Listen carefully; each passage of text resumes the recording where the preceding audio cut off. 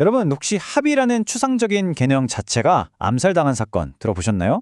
오늘 이 시간에는 20세기 현대사에서 가장 미스테리하고 충격적인 정치 암살 사건의 파일을 하나 열어보려고 합니다.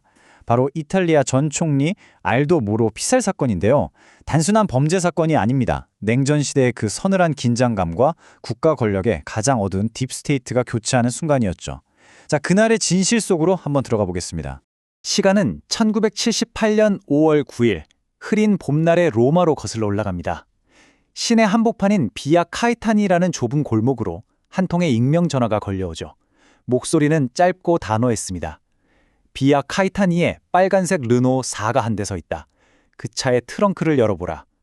출동한 경찰이 도착해보니 정말 그곳엔 평범하게 짝이 없는 빨간색 자동차 한 대가 덩그러니 주차되어 있었습니다.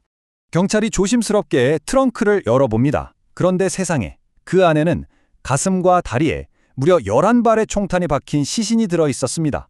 바로 이탈리아 총리를 5차례나 지냈던 거물 정치인 알도 모로였죠. 백주대 낮 로마 한복판에서 납치된 지 정확히 55일째 되는 날이었습니다. 도대체 국가는 왜 그를 구하지 못한 걸까요? 아니면 애초부터 구하고 싶지 않았던 걸까요? 그 배경을 이해하려면 당시 이탈리아의 정치판을 잠깐 들여다봐야 합니다. 70년대 이탈리아는 극심한 좌고 테러가 난무하던 이른바 나베 시대였거든요. 집권 여당인 기독교 민주당의 수장 알도 모로는 이 피 흘리는 폭력을 끝내기 위해서 철천 원수였던 좌파 공산당과 손을 잡는 역사적 타협을 시도합니다. 정말 도저히 공존할 수 없어 보이던 두 거대 정당을 하나로 묶으려는 엄청나게 위험한 도박이었죠. 하지만 여러분도 짐작하시다시피 이 타협은 사방에서 엄청난 반발을 부릅니다.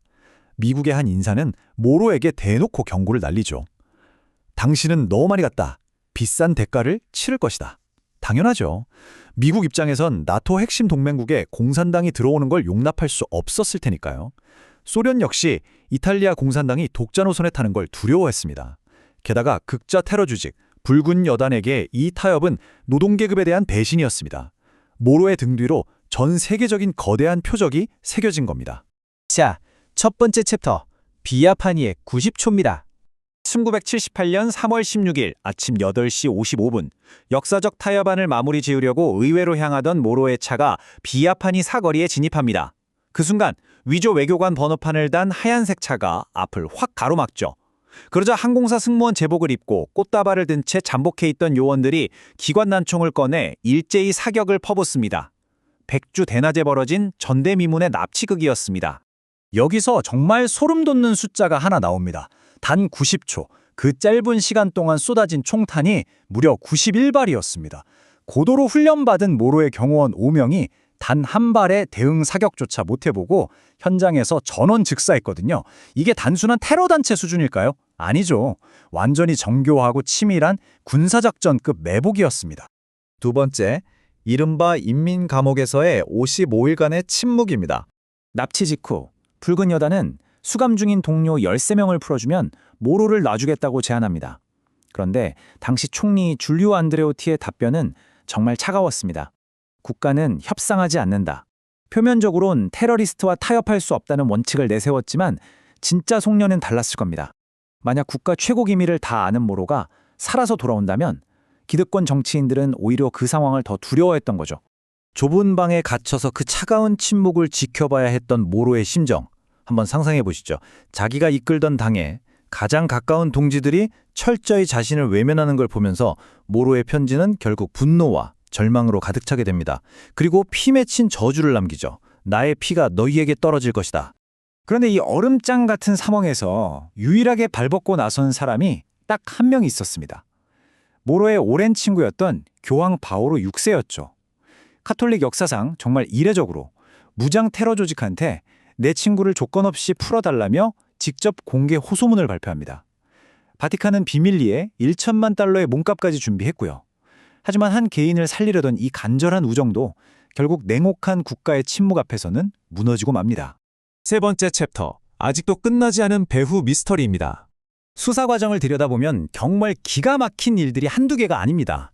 어느 날 영혼을 부르는 서양식 강령술인 위저보드 놀이를 하다가 붉은 여단의 은신처인 그라돌리라는 단어가 튀어나왔다는 겁니다. 심지어 이 모임엔 훗날 총리가 되는 로마노 프로디도 있었거든요. 나중에 실제로 비아그라돌리에서 은신처가 발견되는데 이게 귀신이 알려준 걸까요? 당연히 아니죠. 정보기관이나 배후 세력이 정보의 출처를 숨기려고 강령술이라는 한편의 쇼를 꾸민 거라고 강하게 의심받고 있습니다. 과학적 증거를 봐도 수사당국의 태도는 도무지 이해가 안 갑니다. 법의학팀이 모로의 신발과 바지에서 아주 희귀한 미오세의 시기의 모래를 찾아냅니다. 이건 로마 인근의 특정 해안지대에만 있는 모래거든요. 감금 장소를 특정할 수 있는 엄청난 단서잖아요. 그런데 미스터리하게도 당국은 끝내 그 해안 지역을 대대적으로 수색하지 않습니다. 대체 왜 그랬을까요? 의회 조사위원회가 여러 번 열렸고 수많은 집단이 용의선상에 오릅니다. 당시 미국 측 자문관이었던 스티브 피체닉부터 극우 성향의 비밀 프리메이슨 조직인 P2 로지, 나토의 비밀 군사망 글라디오, 심지어 소련의 KGB까지 거론됐습니다. 이들의 공통점이 뭘까요? 네, 바로 알도 모로의 그 역사적 타협이 실패하기를 간절히 바랐다는 겁니다. 그러다 수십 년이 지난 2006년 엄청난 고백이 터져나옵니다. 앞서 말씀드린 미 국무부 자문관 스티브 피체닉이 한 다큐멘터리에서 이렇게 말합니다. 내 임무는 모로를 구하는 게 아니라 이탈리아의 정치적 안정을 위해 모로를 희생시키는 것이었다. 협상을 방해하려고 고의로 거짓 정보를 흘렸다고 시인하면서 자신이 바로 모로를 사형시킨 사람이라고 서슴없이 밝힌 겁니다. 정말 충격적이죠? 이탈리아 의회 특별조사위원회의 결론도 소름 돋습니다. 당시 수색을 지휘하던 최고위 층 다수가 바로 그 우익 비밀 조직 P2 회원이었다는 겁니다. 이들이 일부러 수사를 지연시켰고 붉은 여단의 그 정교한 매복 작전 뒤에는 나토의 비밀 조직 글라디오 요원들이 있었을 거란 정황이 농후하다는 거죠.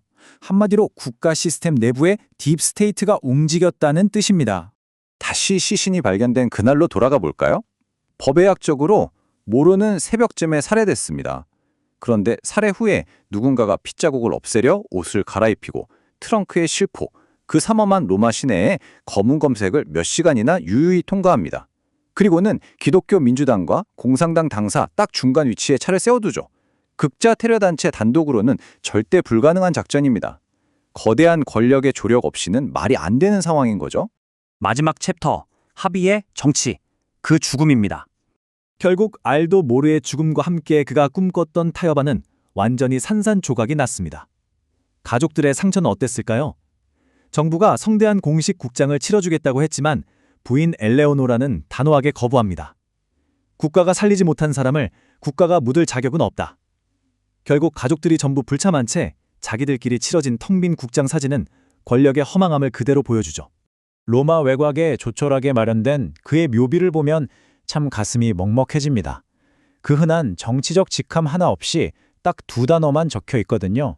알도 모로, 한 그리스도인. 자신이 평생을 바쳐 만들어온 정치 시스템으로부터 철저하게 버려진 한 사람의 쓸쓸한 마지막입니다. 물론 방아쇠를 당긴 건 붉은 여단이었겠죠. 하지만 그 55일 동안 진실을 덮어버리고 그가 서서히 죽어가도록 내버려둔 그 수많은 침묵의 카르텔들, 미국과 소련, 이탈리아의 기득권, 그리고 그 어둠 속의 정보기관들, 자신들의 체제를 유지하기 위해 한 사람의 목숨을 기꺼이 제물로 바친 이 차가운 권력 앞에서 우리는 묻게 됩니다. 자, 과연 이 세기의 암살 사건, 진정으로 알도 모로를 죽인 건 누구였을까요?